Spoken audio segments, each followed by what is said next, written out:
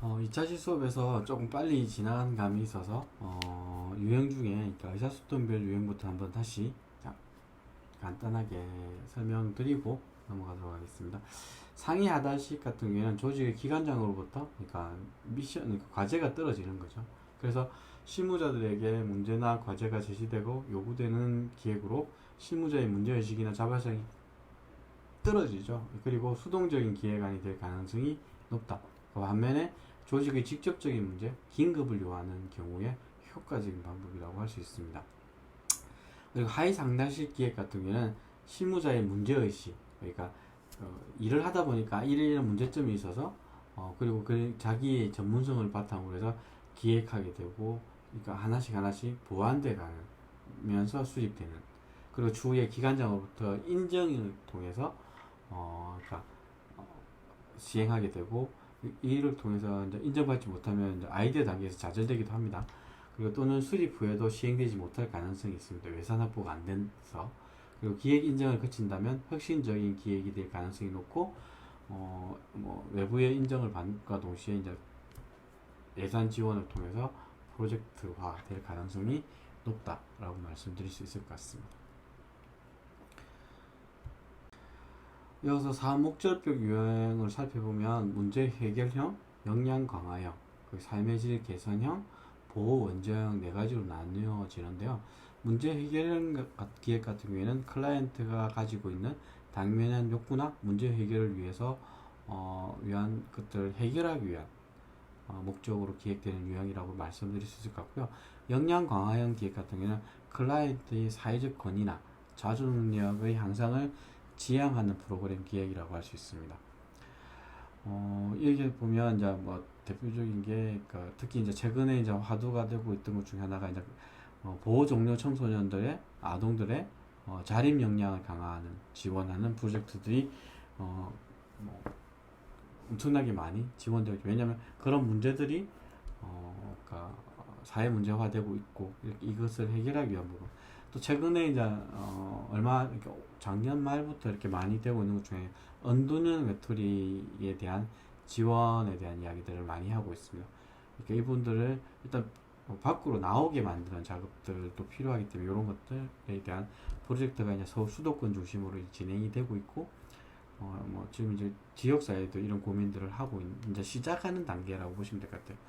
세 번째, 삶의 질 개선형 기획 같은 경우에는 클라이언트가 더 나은 삶을 행복하게 누리도록 도움을 제공하는 기획이다라고 보시면 될 것 같고요. 이런 거죠. 특히 이제 정부 지원으로서는 임플란트를 한 번밖에 지원하지 않는다라고 하지만, 그러니까 그거에 몇 개 이상 지원하지 않는 부분에서 이런 부분. 근데 임플란트를 지원함과 동시에 그러니까 먹는 거나 이런 것들이 개선되기 때문에 삶의 질 향상 이런 것들이 필요하다라고 보면 될 것 같고요. 보호 원저형 기획 같은 경우는 클라이언트 가운데 스스로 자립할 수 없거나 사회적 차원에서 물질적, 정신적 도움이 필요한 대상을 목표로 하는 게, 대표적인 게 장애인들의 그 지원 사업 이렇게 하면서 그러니까 근로나 이렇게 일자리 제공 이런 것들에 대한 다양한 형태의 지원 사업들이 여기에 속한다고 할 수 있을 것 같습니다. 제가 이제 아이들 재워놓고 이제 녹화하는 거라서 지금 1시 20분이 넘어가고 있습니다. 그래서 저도 이제 눈이 이제 감기고 이렇게 하는데, 여러분들도 수업 들으면서 힘든 건 알고 있으니까요. 조금씩 시간 내서 이렇게 들어주셨으면 좋겠고요. 이 강좌 같은 경우에는 이제 명절에 듣게 되지 않을까. 명절 전후에서 이번 강의는 조금 여유 시간을 조금 더 드릴 테니까 충분하게 피곤도 좀 푸시고 난 이후에 들으셨으면 좋겠다는 생각이 듭니다. 그래서 프로그램 기획 과정의 이제 첫 단계를 살펴보면 준비 단계, 두 번째는 계획을 수립하는 단계, 세 번째는 프로그램 실행 단계, 네 번째는 평가 단계로 해서 크게 네 단계인데요. 먼저 1단계 준비 단계는 예비 조사 단계하고 문제 확인 단계로 나누어집니다. 이것도. 그래서 어떻게 보면 여러분들이 이제 그 중간고사 이후에 팀 프로젝트를 하기 위해서 이전에 조사를 해야 되는 것 중 하나가 이제 이 부분입니다. 그러니까 대상에 맞는 그리고 우리가 그 프로그램을 진행하려고 하는 거에 대한 다양한 자료들을 찾아내는 작업들이 필요해서 특히 예비조사 단계 같은 경우에는 사회복지 프로그램을 구체적으로 계획하기 이전에 지역사회 또는 이용자의 상황과 조건들을 확인하고 프로그램 개발의 정당성과 필요성을 확보하기 위한 기초 자료를 수집하는 단계다라고 보시면 될 것 같아요. 그래서 언론, 뭐 뉴스가 될 수 있고요, 기사, 그리고 논문, 그리고 뭐 관련된 뭐 클라이언트의 이제 욕구, 그리고 뭐 예를 들면 또 뭐가 있죠? 인터뷰가 될 수 있고요. 그리고 프로그램을 사전 모의 진행을 통해서 했던 결과물 이런 것들을 총체적으로 해서 진행하는데 뭐 그 결과물이 있으면 좋은데 뭐 그런 것들이 없다면 그 상황에서 이 프로그램이 왜 꼭 필요하다에 대한 설득을 할 수 있는, 그러니까 그러니까 특히 이제 여러분들이 이제 프로젝트를 해갖고 하면 저를 설득해야 된다는 부분이 좀 있습니다. 그래서 그 발표하실 때 저도 질문하고 옆에 다른 팀들도 질문을 하겠지만 그 과정에서 그러니까 왜 이 부분이, 그러니까 왜에 대한 답을 찾아가는 과정이기 때문에 왜가 그만큼 중요하다. 그래서 이 단계가 탄탄하지 않으면 여러분들이 계획 짤 때도 힘들고 그것을 나중에 실행하는 데 있어서도, 그리고 외부에 이제 펀딩하기 설득하는 과정도 쉽지 않은 부분이 있다라고 말씀드릴 수 있을 것 같습니다. 두 번째 문제 확인 단계는 정책 개발과 사업 계획을 위한 기초 작업을 하는 단계로 현존 자원과 사업으로 충족하지 못한 욕구들을 파악하는, 그러니까 어떻게 보면 욕구 결핍에 대한 것들을 찾아내는 작업들이죠. 자원이 부족하면 자원이 부족한 것들을, 그리고 저번에 이렇게 작년에나 수업할 때 말씀드렸던 게, 옛날에는 그러니까 소통이나 이런 것들이 없기 때문에 지원 기관들의 소통이 없었기 때문에 그러니까 필요한 자원들을 클라이언트들이 다 찾아내지 못하는 이런 부분이 있었습니다. 그런데 지금은 그런 부분들이 아니라 클라이언트의 욕구들을 정확하게 읽어내고 해결해내는, 그러니까 치아가 부실한데 뭐 오징어나 이런 것들을, 마른 오징어가 후원이 된다고 했을 때 문제가 되는 거죠. 건강 결핍, 영양 결핍이 생길 수 있는 거죠. 그랬을 때는 실질적으로 치아에 대한 지원, 아니면 당장 먹는 거에 문제가 된다면 죽이나 이런 형태의 지원들이 필요하게 됩니다. 욕구를 파악하는 이런 것들이 필요하다라고 말씀드릴 수 있을 것 같고요.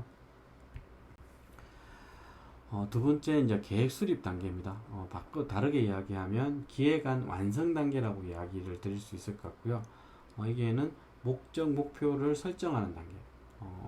그러니까 아까 왜가 중요하다고 했는데 이 왜를 통해서 어떠한 변화를 이끌어낼 것이다 라고 이야기하는 그 방향과 수단 방법들을 설정하는 게 필요하고요.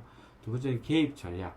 어떻게 할 거냐. 우리 자원들을 뭐 있지만 이걸 또 어떤 방법으로 어떤 수단을 가지고 할 거냐. 그리고 이제 그 목적 목표가 정해지고 개입 전략이 정해진다면 내 주변에 있는 자원들을 최대한 동원해서 효율성과 효과성을 만들어내는 이런 것들이 필요하다라고 할 수 있는 거고요.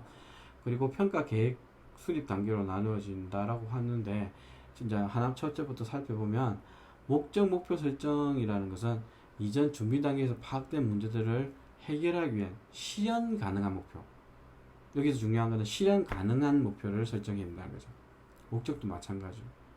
그리고 목표는 문제가 있는 현 상태에 비해 무엇인가 바람직한 상태 혹은 바람직한 상태로의 변화 내용을 확정하는, 그러니까 미래지향적이라고 하지만 긍정적인 미래의 변화하는 모습들을 목적 목표로 설정해야 되는 거죠.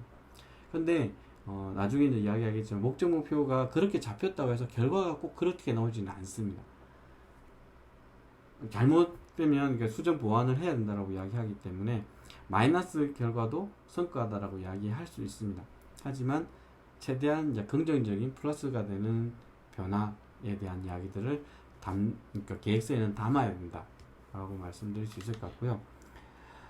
개입 전략이라고 이야기하는 대안의 선택, 프로그램 설계가 두 번째 단계인데, 구체적 목표를 단계별로 달성하기 위한 적절한 해결 방안 및 대안을 선정하는 거죠.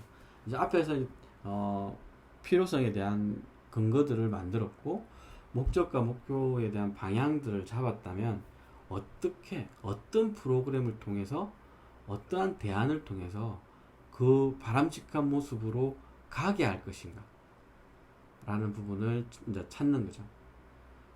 아까 이제 앞에서도 이야기했는데 이제 서울을 가기 위해서 그러니까 자료를 이제 방법을 찾죠. 내 수중에 있는 돈도 중요할 거고 아니면 시간도 중요할 거고 그리고 뭐 또 다른 부분에 있어서 그러니까 나의 건강 상태도 그러니까 고려해서 방법을 찾아야 되는 거죠.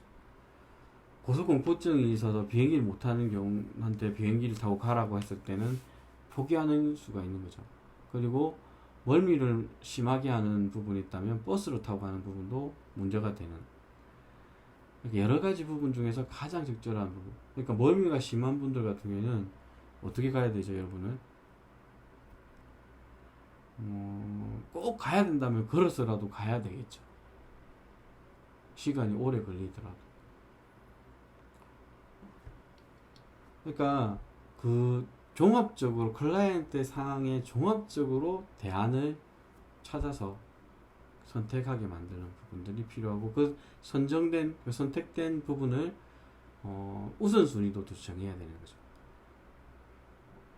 예산이 부족하다면 예산을 추가로 확보하는 작업들. 그러니까 예를 들어 이런 거 있죠. 예전에 이제 저희들이 했던 프로젝트 중에 그런 게 있었습니다. 그러니까 아이들이 이제 여행을 기획하고 예산이 부족했을 때 예산을 확보하는 거 했던 것 중에 여러 가지 중에 하나가 뭐냐면 아이들이 그러니까 일단 시간이 촉박하니까 예산부터 먼저 확보하고 하면 서약서, 각서 뭐 이런 것들을 썼었어요. 각서는 좀 아닌데 약정서 이런 것을 썼어요. 실질적으로 그러니까 봉사활동 그러니까 어떤 것들 활동을 하면 예산 뭐 얼마를 주는데 갔다 와서 이 부분을 열심히 할 테니까 먼저 좀 주십시오 라고 이야기하는 부모가 됐든 지역 주민이 됐든 아니면 친인척이 됐든 간에 그걸 통해서 예산을 확보하고 여행을 갔다 오고 그 이후에 그것을 채우는 그렇게 약정서의 부분에 그러니까 예산 확보하는 부분들도 같이 그런 고민들을 해봤던 사례가 있었습니다. 그래서 그렇게 하고 그랬을 때 그렇게 하고 하니까 아이들이 여행지에 가서 좀 더 그러니까 애착이라고 해야 되나? 그러니까 더 열심히 활동에 참가하는. 왜냐하면 이게 돈도 이렇게 갔다 와서 활동도 해야 되는 거잖아요. 그러니까 자기가 이제 어떻게 보면 가불 형태의 부분을 했기 때문에 그렇게라서 왔는데 이 부분을 좀 알차게 하지 않으면 힘들 수 있다라는 생각을 하고 있는 것 같아요. 여기에서 보면 이제 그러니까 구체적으로 단계별로 달성하기 위해서 이제 적절한 해결 방안, 대안을 찾아보면 첫째는 정책 개발이죠. 그 둘째는 필요한 활동을 제시하는 거. 셋째는 활동상의 문제점들을 쭉 나열해 보는 거예요. 그리고 그 나열에서 우선순위 제끼고 뭐 이렇게 하면서 찾아내는 거. 그리고 네 번째는 문제의 원인을 해결하기 위한 해결책을 이제 찾아보는 거예요. 이 문제는 이렇게 해결하면 되고, 이 문제는 이렇게 해결하면 되고, 이렇게 하면서 연결고리를 찾는 거. 그리고 다섯 번째는 활동 및 해결책의 우선순위를 결정하는 거. 이렇게 하면서 그러니까 내가 꼭 해야 되는 이유도 있고 그것을 어떻게 할 거다라는 부분을 갔다 와서 어떻게 하고 그러면서 우선순위를 정하면서 구체적으로 이 책에 있는 내용들을 한 번 더 읽어보시면 여러분들이 가지고 있는 부분을 하고 조금만 결합시키면 쉽게 이해할 수 있는 부분이라고 생각이 들고요. 지난 시간에 설명을 간단하게 했나? 애들이 용돈 협상도 요새는 이런 식으로 한다는 거죠. 용돈의 인상이 필요한 이유들을 근거 왜 필요한지를 찾고 그 속에서 하다 보니까 이제 그런 거 있죠. 이제 반대로 하면 제가 요번에 한 6월 달부터 한 8월까지 이 무더운 여름에 엄청나게 바빴어요. 그러니까 뭐 여행하는 거 뭐 이렇게 외부 활동 이런 거보다는 전국에 있는 홈페이지 자료를 조금 많이 디비고 찾고 분석하고 한다고 좀 정신이 없었어요. 왜냐하면 그러니까 전국에 있는 지자체 중 한 80개 이상의 지자체의 예산을 다 분석했어요. 그렇게 하면서 공동생활 가정, 지역 아동센터 조금 공동생활 가정하고 쉼터의 예산을 분석하면서 우리 동네 김해시가 열악하니까 추가로 예산을 좀 지원해 달라라는 부분에 제안서를 조금 만들었죠.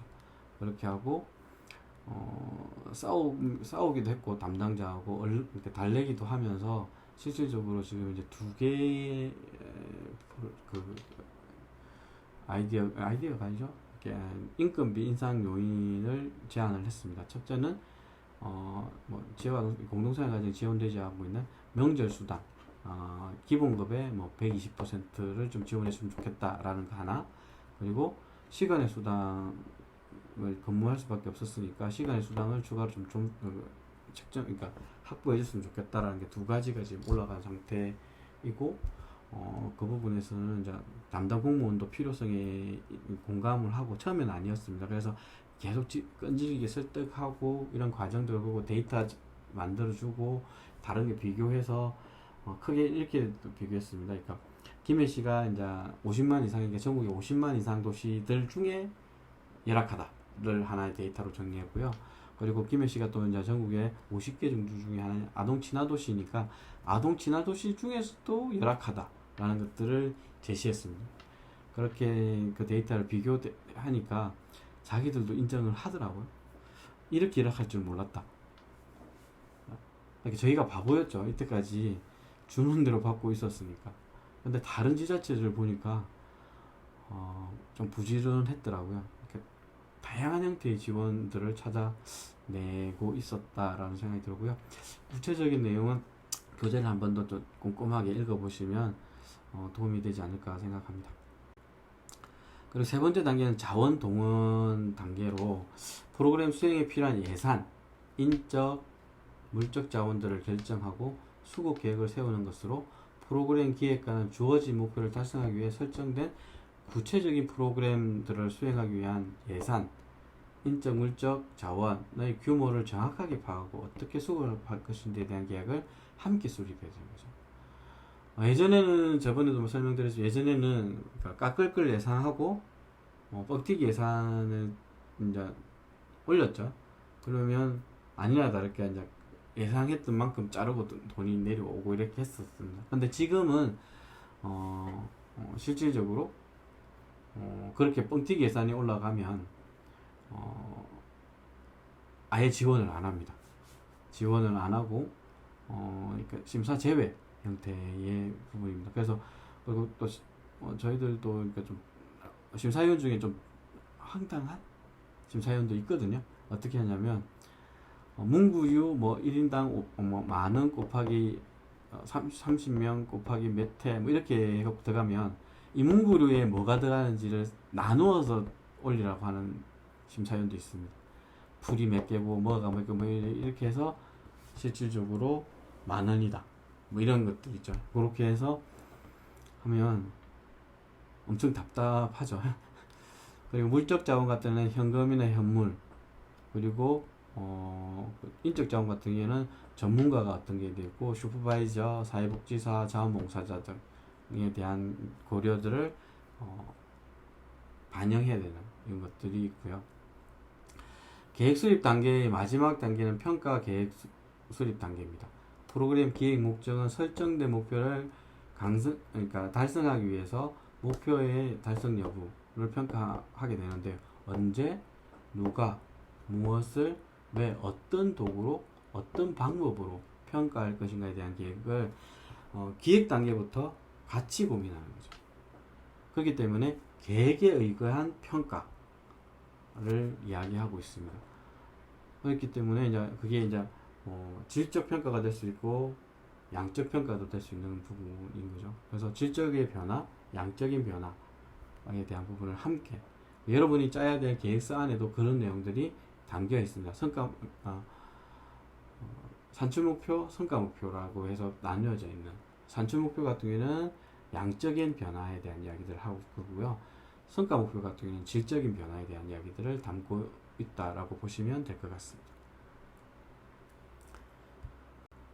그리고 3단계는 프로그램 실행 단계라고 할 수 있는데요. 수립된 결과를 가지고 실제 수행되는 단계로 행동이 지어지기 때문에 서비스의 전달뿐만 아니라 행정구역에 현존하는 법규를 개정하고 공적, 사적 기관들과 함께 네트워크를 통해서 문제 해결을 해결하고 행정적인 영향력을 또 행사하게 되고, 좀 더 자세히 보면 서비스의 직접 제공, 계약 기간을 통한 서비스 제공, 예산 할당, 규제권 등의 발동 등이 여기에 속한다고 할 수 있습니다.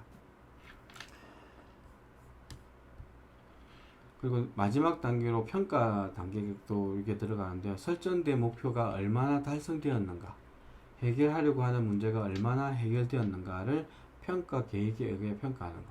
수적으로 평가할 수 있는 목표를 식별하고 월별, 연도별 업무 수행 상황 점검을 하게 되고, 부족과 결함의 상황을 분석하고 평가 결과를 지속적으로 산출해 그 정보를 평가하는 것들을 포함한다. 최근에는 요거보다 더 이제 좀 더 나가면 환류라는 개념들이 이제 사회복지 기관에 이제 들어갑니다. 뭐냐면 평가한 내용이 차년도에 아니면 다음 계획에 어떻게 반영을 하느냐라는 내용들을 요구하고 있습니다. 그래서 저도 이제 뭐 5월달, 6월달 지역아동센터 평가를 갔다 왔었는데, 이제 상반기 때 가장 힘들어하는 부분 중에 하나인데, 최근에 이제 많이 바뀌었어요. 지역아동센터들도 하도 그에 대한 문제 제기도 하고 교육도 많이 이루어지고 하다 보니까 한류에 대한 부분들을 꼼꼼하게 챙기고요. 역으로 이제 한류를 너무 강조하다 보니까 아까 앞에서 이야기했던 그러니까 목적 목표에 대한 고민들이 약해지고 있는 이런 부분들이 조금 생겨서, 그거에 대한 답들을 다시 고민하게 되고 그런 교육들이 조금 많아지고 있는 부분이라 하고, 저희 기관들도 마찬가지로 외부의 강사들한테 이런 교육을 조금 그러니까 의도적으로 요청을 하게 되고, 그렇게 하면서 저희들은 좀 오래 했어요. 그러니까 3차시로 나누어서 그것들을 진행하는, 그러니까 저희 직원들이 힘들죠. 그러니까 직원들이 근무 시간대가 다 다른데 그것을 다 모아서 이렇게 진행하다 보니까 직원들이 힘들지만 듣고 나서, 교육이 끝나고 나서 전체적인 반응은 긍정적으로 나와요. 그러니까 직원들이 싫어하지만 개인의 성장에 대한 부분을 이야기하고, 저희 기관 법인에서 예산을 좀 많이 투자하면서 그런 부분들을 진행하다 보니까 그러니까 본인은 그러니까 근무 시간이 아니어서 힘들지만 그래도 와서 듣고 하는 것들이 있다라고 할 수 있는데, 여러분들은 그게 이제 그런 교육들에 대한 부분이 좀 특강이 필요하다라고 한다면 나중에 그러니까 소통방에 한번 주시면 그 내용도 어떻게 보면 기획 과정에 필요한 부분이기 때문에 특강 형태로 보여드릴 수 있을 것 같아요. 그래서 그런 것들도 한번 챙겨보시면 좋겠다 라는 생각이 들고요. 이어서 이제 프로그램 기획 시 고려해야 될 사항에 대한 부분들인데요. 이 부분은 조금 다르게 설명해서 제가 이제 저희 실무자들한테 교육할 때는 제일 처음에 물으면 왜 해요? 라는 고민을 던져봅니다. 프로그램 기획 왜 해요? 계획 왜 해요? 이러면 대부분의 사람들이 그러니까 어떻게 이야기하냐면 시켜서 라고 이야기를 하죠. 그렇지만 좀 더 다르게 이야기하면 자기 성장을 위해서 한다라고 보시면 될 것 같아요. 아래 이제 그림을 보면 가치라는 것도 있고, 실현 가능성, 준비성, 합리성에 대한 내용들을 담아야 한다라고 이야기하고 있습니다. 이거는 사회복지 프로그램 기획의 단순한 일회성 작업이 아니라 끊임없이 재검토가 이루어지는 반복되는 과정이다 라고 이야기하고요. 첫째, 가치는 프로그램 참여자들이 받아들일 수 있는 가치가 반영되어 있는가를 보고 있습니다. 그러니까 실질적으로 클라이언트, 그러니까 이 프로그램의 수혜자라고 하는 소비자가 얼마나 이익게 되는 부분, 성장할 수 있는 가치의 이야기를 하고 있는가. 두 번째는 실현 가능성입니다. 뜬구름 잡는 이야기를 해버리면 이제 프로그램에서의 성과가 없는 거죠. 그래서 프로그램을 실행할 만한 정치적 승인과 경제적 자원을 동원할 수 있는지에 관련된 이 기관의 신뢰성에 대한 부분도 같이 되는 거죠.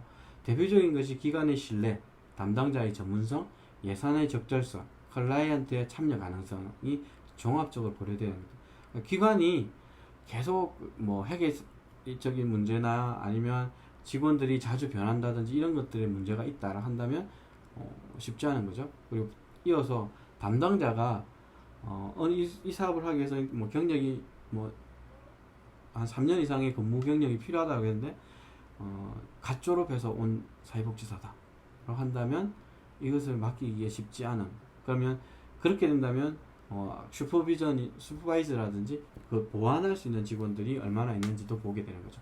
그리고 예산의 적절성, 그러니까 이제 예산이 그러니까 그 프로그램 하기에 딱 안성맞춤으로 진행되고 짜여 있는지, 그리고 클라이언트의 참여 가능성, 아까 이제 설명한 것 중에 하나가 이런 거 있죠. 언더는 외톨이의 프로그램이 필요하다는 것은 모두가 지금 공감을 하고 있어요. 근데 이 사람들을 어떻게 모을 것인가에 대한 부분의 답은 못 찾고 있는 거죠. 그분들이 나오라고 해서 온다면 언더는 외톨이가 아닌 거잖아요. 그래서 그런 부분들을 어떻게 고려할 것인가에 대한 부분도 찾아봐야 되고요. 이어서 세 번째 준비성인데, 프로그램의 주관 기관 또는 조직이 제안받은 프로그램을 진행할 만한 준비가 되어 있는지에 대한 부분으로 사전 경험, 전문성, 관심, 열정, 정관사항, 고유 목적 사업이 뭔지 이런 것까지 다 고려하게 되는 거죠. 마지막으로 합리성인데, 프로그램이 객관적 사실에 근거해 준비되고 있는지에 관련된 부분으로 누가 진행해도 비슷한 결과를 나타내는지 중요하다. 앞에서 계속 이야기하고 있습니다. 그래서 5주차 수업 고생 많으셨고요. 명절도 잘 보내시고 다음 주에도 이제 온라인으로 될 것 같아서 다시 강의로 인사드리도록 하겠습니다. 명절 잘 보내십시오.